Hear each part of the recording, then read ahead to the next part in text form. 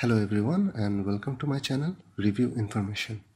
Today I will show how to create a new user in your Windows 10 operating system. So let's have a look.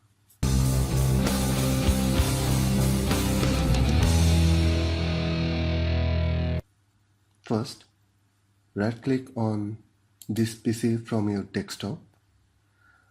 Then click on Manage.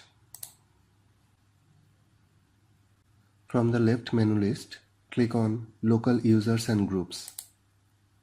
From the right side, click on Users. Here on the right side, right click and select New User. Put down a username. You can also set password.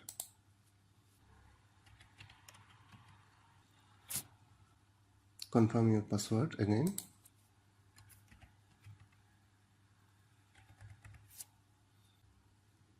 You can also set full name and description.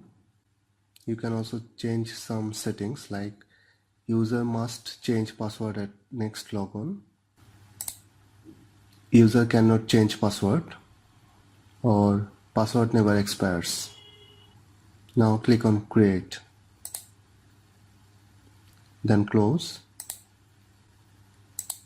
Your new account is created.